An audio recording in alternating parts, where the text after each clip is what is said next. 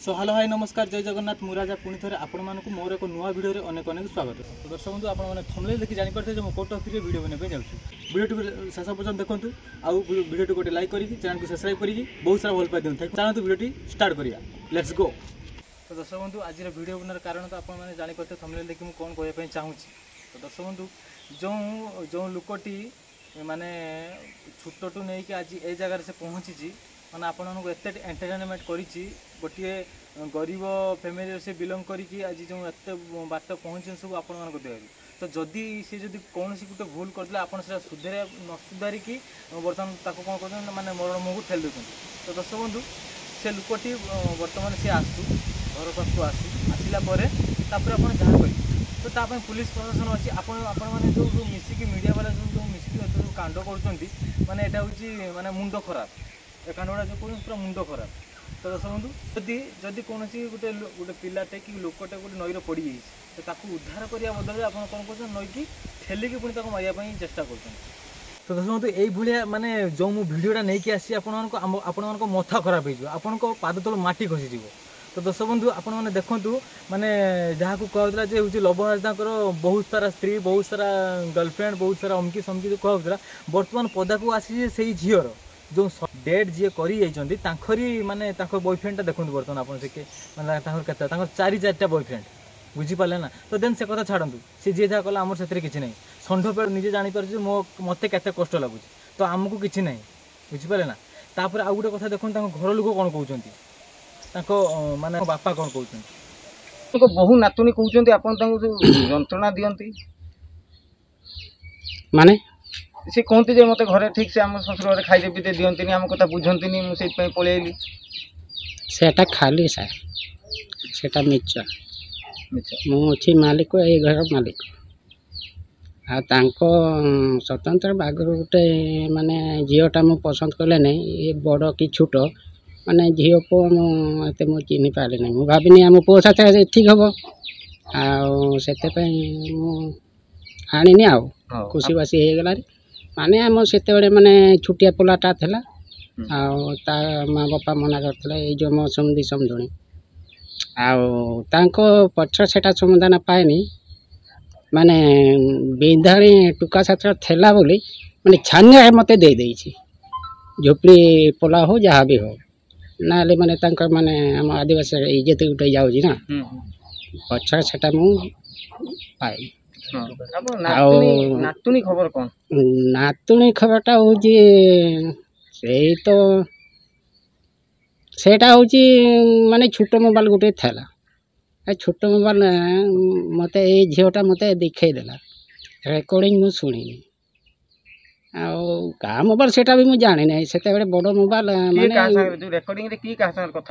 माने आम बो आउ गोटे टुका क्या टुका के जान कथा हो आम तो ये चुलीटा अच्छी से भी ये था जिते फोन आसो पछ पड़ घटना कौन ये फोन आसला मैंने पछ पड़ जाऊँगी दिने से पछ पड़ गला जमी मु घर भीतर पशिली आम तो यहाँ छोटा बड़िया घर पतला काथ से सेपट रही मुपट कथा सब से शुणी सारी कान इे रेकर्डिंग मुझे शुणी आड़े माने सामना कथा शुणी सेठ मु गाड़ी टिके करदेनी कहनी कौन सेठी शुणी कौन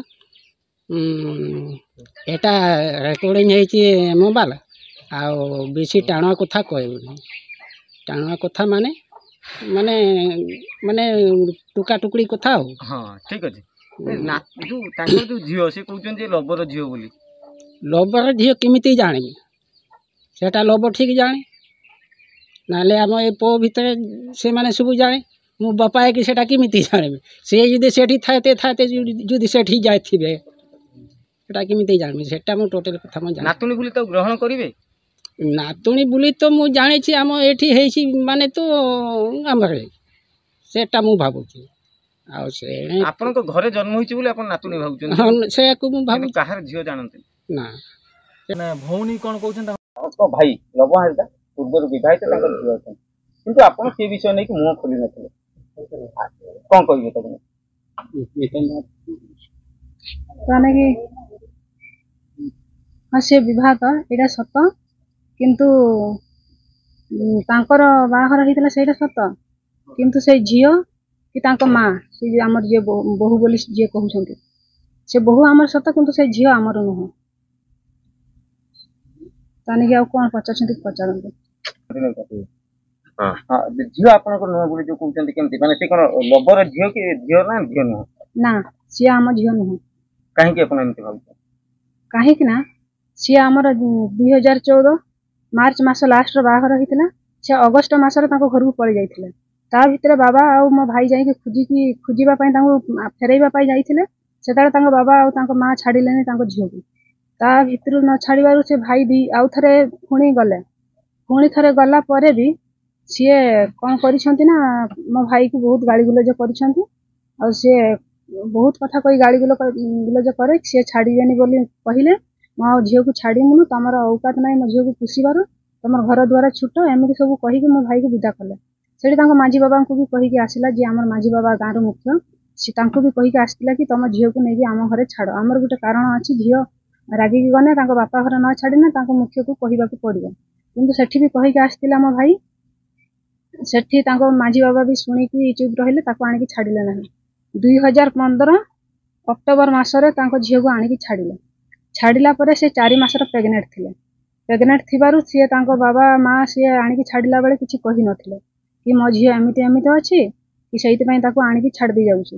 ତା ଭିତରେ ଯୋଉଦିନ ଛାଡ଼ିତେ ଆସିଥିଲେ ତା ଭିତରେ ମୋ ବାବା ବି ତାଙ୍କୁ କହିଥିଲେ ତମ ଝିଅକୁ ଛାଡ଼ିବନି ବୋଲି କହୁଥିଲ, କାରଣ କାହିଁକି ପୁଣି ଆଣିକି ଛାଡ଼ିଲେ? ସିଏ କହିଲେ, ତା ବାବା ମା ଉତ୍ତର ଦେଲେ କି ଏଇଆ କି ମୋ ଝିଅ ତମର ବୋଉ, ତମ ଘରେ ରହିବ, ଆମେ ତାକୁ କେତେ ଦିନ ରଖିବୁ, ରାଗ ଥିଲା ଶାନ୍ତ ହେଇଗଲା, ତାକୁ ଆଣିକି ଛାଡ଼ି ଦେଇଗଲୁ।